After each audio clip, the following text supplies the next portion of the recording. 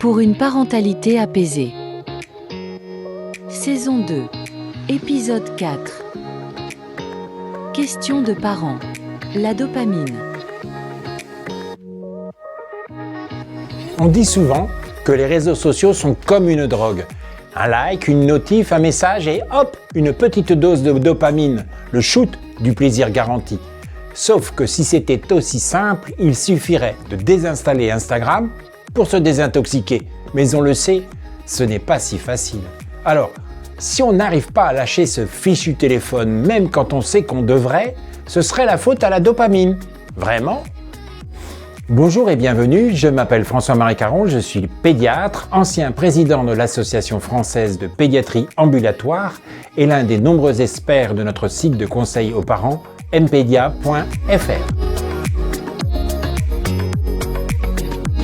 Aujourd'hui, on va parler de dopamine, l'un des neurotransmetteurs les plus célèbres, la star du cerveau, qu'on accuse peut-être un peu vite d'être le dealer. On lui prête tous les pouvoirs, plaisir, motivation, addiction, bonheur, mais en réalité, la dopamine n'est pas la molécule du plaisir. Tant pis pour les titres racoleurs, c'est celle de l'envie, de la motivation, de l'anticipation. Elle ne dit pas « j'aime ça », elle dit « vas-y, tu vas aimer ça ». C'est elle qui te pousse à vérifier ton téléphone une dernière fois, puis encore une. Oui, certaines interactions numériques, un like, un message, une mention activent bien notre système de récompense. Mais ce n'est pas le like reçu qui libère la dopamine, c'est l'attente du like. Cette incertitude, ce peut-être si captivant, c'est elle qui rend les réseaux aussi puissants.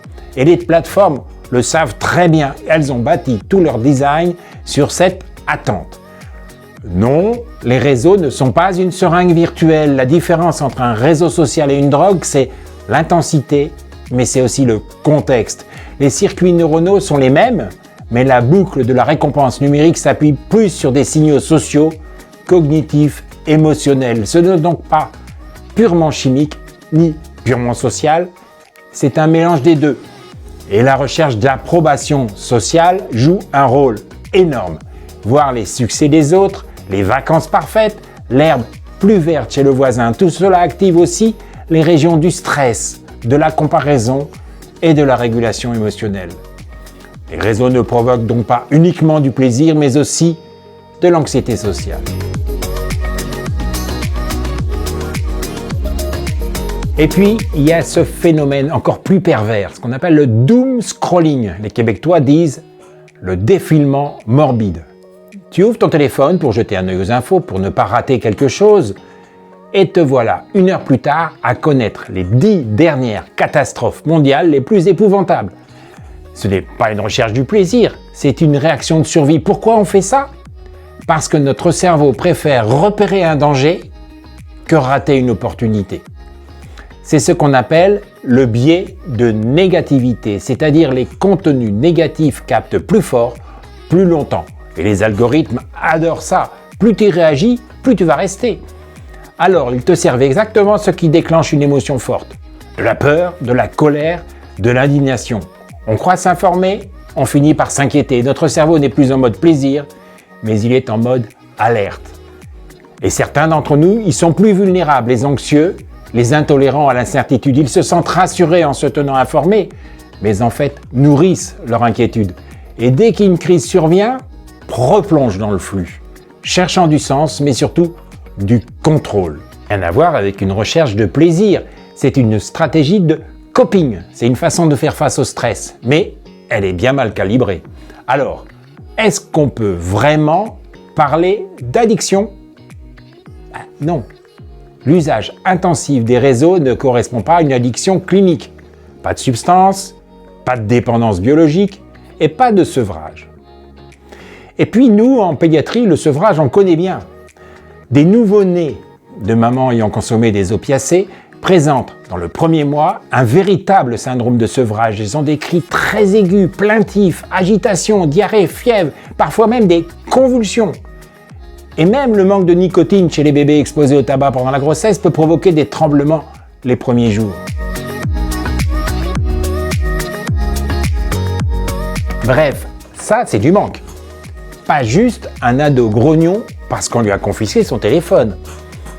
Mais si ce n'est pas une addiction, il y a quand même quelque chose. La dopamine joue un rôle, oui, mais elle n'explique pas tout. Il faut aussi regarder le contexte émotionnel, le contexte social et le contexte cognitif.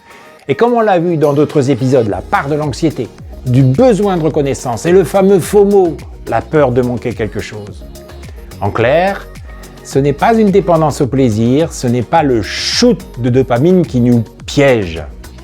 Ce n'est pas nous contre notre cerveau. C'est nous dans un environnement qui est conçu pour nous retenir.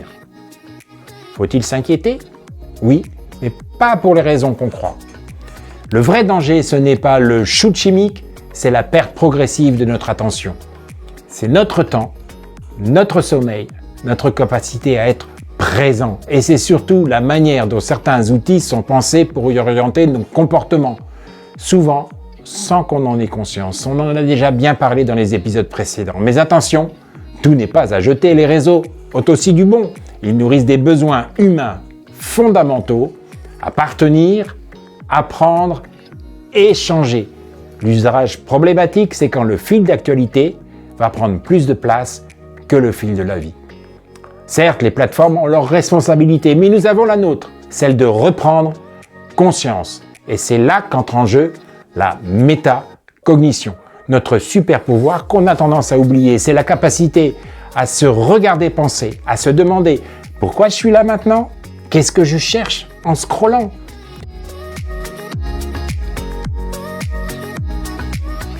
Ce petit pas de côté, ce moment de lucidité, c'est la meilleure arme contre le pilotage automatique.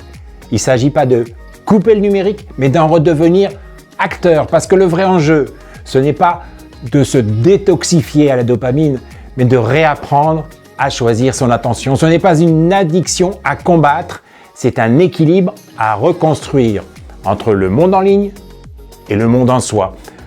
Alors avant de scroller, demande-toi simplement, est-ce que je cherche à m'informer ou à me rassurer?